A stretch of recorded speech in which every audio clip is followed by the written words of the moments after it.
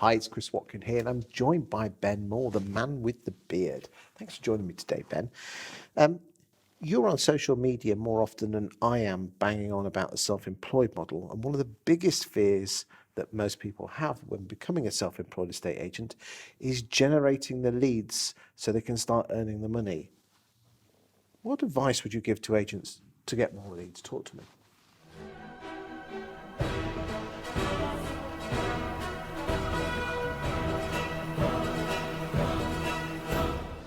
Yeah, it's a good question, and it's a very well-positioned question because certainly from my own experience, I know you probably speak to more agents than I do, Chris, that's definitely at the forefront of people's minds because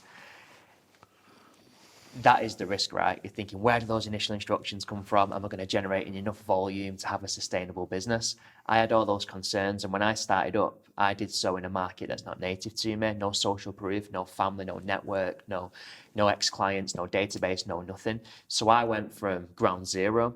Now, for me, when it comes to lead generation, I think that what a lot of agents should be doing is rather than trying to spin 1,000 plates and do everything very average or below standard, focus on a couple of strategies that you believe in, that you can be consistent with, is the main word there, and that you're going to adhere to on an ongoing basis.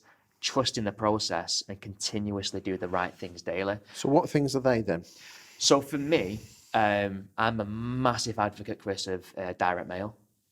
And that's because I've seen it work for me, but also because I've seen it work for many of our partners over the country. We've seen it work cross territory, good markets, bad markets, and everything in between.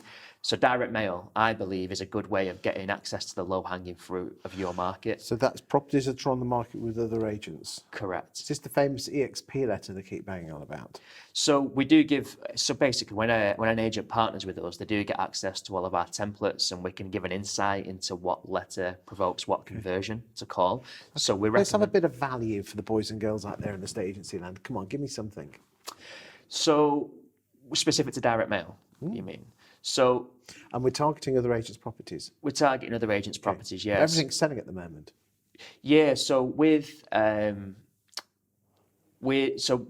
it's an interesting way to look at it because once upon a time, everything wasn't selling and it was a lot easier to get your hands on stock because people were getting frustrated with their agent. It's not sold, they've not fulfilled the promises.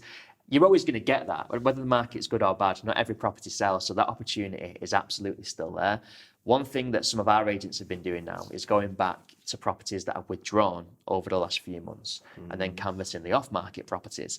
Now, without going into like intricate detail, for me, when it comes to direct mail, Give me a bit, come on. yeah, I think sometimes less is more. I'll be honest. In my experience, I feel as though sometimes we feel as though we've got this opportunity to write to this vendor. They're going to open my letter. I want to tell them about how great I am and how we advertise here and we do this and we do that.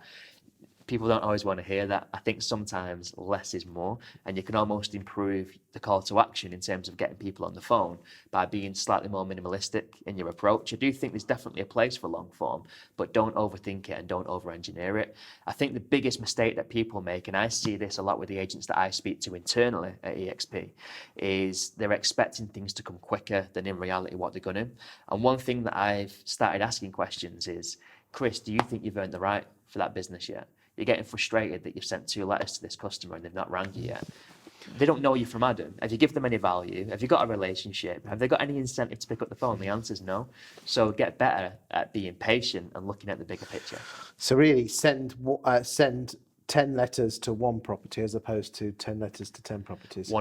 Go deep, not wide, is my opinion. Now, obviously, there needs to be a degree of scalability because you can't just be writing to a handful of properties generally, but I would much rather focus on one outlet rather than spread myself thinly across 10 postcodes and not get that return. I think go deep rather than go wide. Okay, so you said direct marketing. What else? You probably expected me to say this, mate, but social media has Social been media, absolutely massive. Okay, so banging on about how important they are and how big their market share is obviously important, isn't it? Not necessarily, but I do think, I think there's a place for everything, right? I think we need to take a macro look at your overall content marketing strategy. If you're banging on about how amazing you are on every post, it gets very self-indulgent and repetitive and a bit, it's not very engaging. You can sprinkle that in here and there amongst relatable value, educating people, giving people access and insights, letting people discover who you are as a person. All of these things play a small part in the overall strategy that will lead to success. But with everything, it's very boring and vanilla to say, but it's consistency, it's being patient over time, and that's not something that inherently I'm good at, Chris. I want results like now. Okay, so have you learnt to be more patient? Because that is a killer one with estate agents, patience.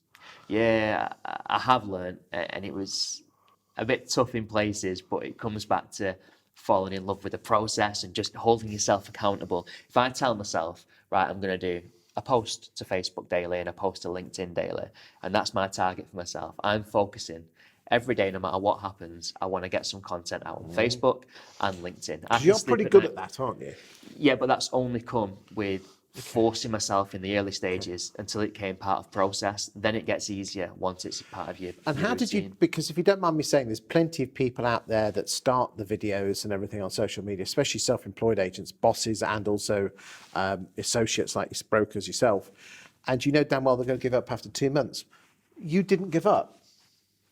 But why? I didn't. You are very good at that.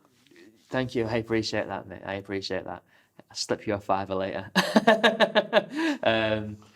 But no, it comes back to holding yourself accountable to the actions that you're taking. So again, all I can do is the best that I can do with that piece of content or with that video or the frequency in which I'm turning up.